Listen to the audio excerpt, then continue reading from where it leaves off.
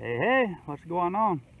So I'm here in the garden. I'm about to do another bed flip, but before I cut all this stuff out, I want to talk to you a little bit about why I haven't already cut it out and cleared it out, and what I'm trying to do, what's going on in the bed, in the dirt, and why these plants are important to that. So this is a bed that I've showed you many times before. I had the cucumbers on the trellises, and I had the basil down below, and these were really healthy plants. That's why I want to use this bed to show you, because I think it's the best example. So the cucumbers, they produce loads and loads of cucumbers, really high production. I was really pleased with it. The basil has gotten really healthy since these plants have died back and they've got more sunlight. So there's a ton of plants packed in this 30-inch bed, and so with that being said, there's a ton of roots in the soil, a lot of photosynthesis going on, and again, I know this because I had really good production. So the production's what I'm looking at, and it's what I want. But for the bed itself, which is what I really want to improve, the photosynthesis was important for that. So I'm not going to get too nerdy into it. There's a lot of podcasts and a lot of reading in there out there that you can really get scientific with it. In fact, I'm listening to a podcast now that I got to go finish that's really going into detail about this, so you can get really nerdy about it if you want to, and I suggest you do, because I think it's really important. But this is the short and simple of it, the way I understand it anyhow. So you have the plant, it's got the leaves, it's photosynthesizing, and what you're seeing is a production, whether it be the cucumbers or the basil leaves, whatever. It's producing the sugars to produce chlorophyll and all this to make the stuff that you see above ground. But what you're not seeing is most of the sugars, or over half of them, are going back into the soil to feed the microbial life, and in turn all those microorganisms are making you a more healthy, robust plant. And it's important if you can keep that microbial life alive and thriving in between bed flips. And that's kind of the gist with the no-till thing, is every time if you do real heavy tillage, you're probably destroying most of that, especially if you got some fungal activity. But even with the bacterial stuff, you're destroying that base that you have. You already have all this established and going on, so it's cool if you can flip the bed without destroying all that. So I'm going to get the camera and go down under here and show you, the plants and the base of them and all of that. Okay, so here we are down at the dirt, at the soil.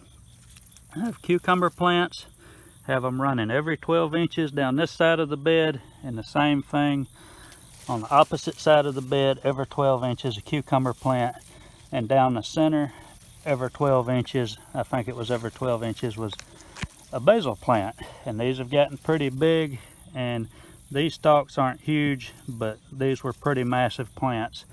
So by leaving these in here, I'm cutting these off at the top, leaving them in here, all that root system is left.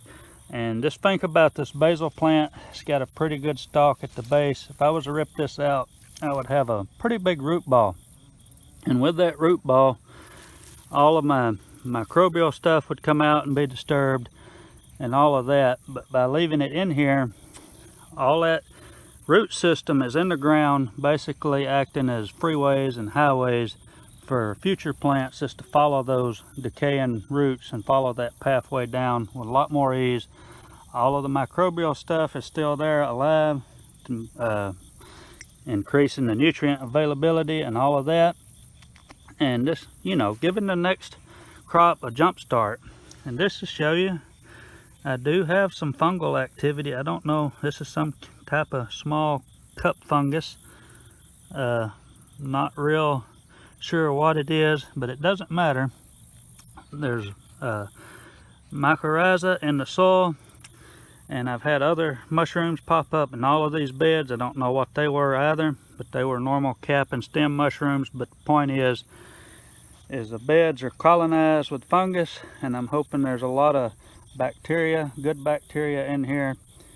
And by leaving these roots in the soil, all those sugars that are in the root still will be put back into the soil rather than ripped out with the plant. And I'm really pleased with this bed just for the density of plants in here.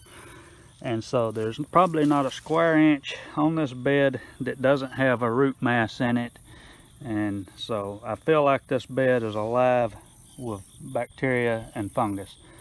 So anyway, I guess I'll get on with it and get this stuff cut up. I've got to get the basil out and get it in and get it processed and get the cucumbers up. So let's see what the bed looks like when we get done.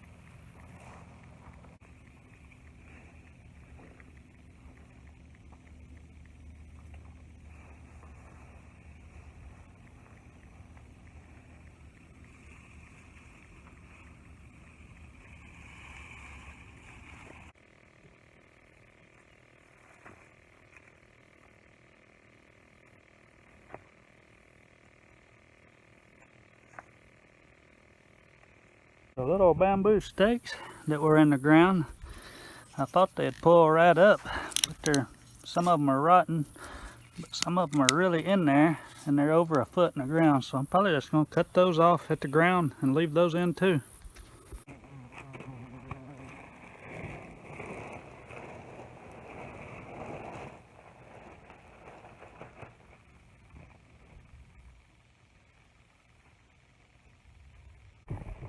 Okay, so I got that done. Same thing as before. Put three bags of black cow, 150 pounds, spread it out evenly. But before I put that on, I did do one thing different. Put some azomite, trace minerals. I had it, and I think it come out to be about 5 pounds that I had on here spread out evenly. And so hopefully that helps. But now I'm gonna get it planted.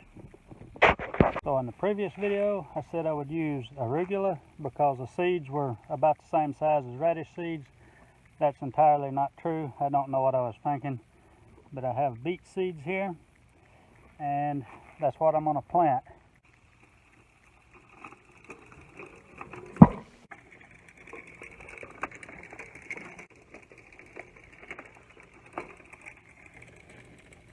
Okay, I got it planted. Cylindrica beets, and they're 7 rows, and some of the rows may have skips in them because I do have some erosion off the sides of the beds, so I've lost some width.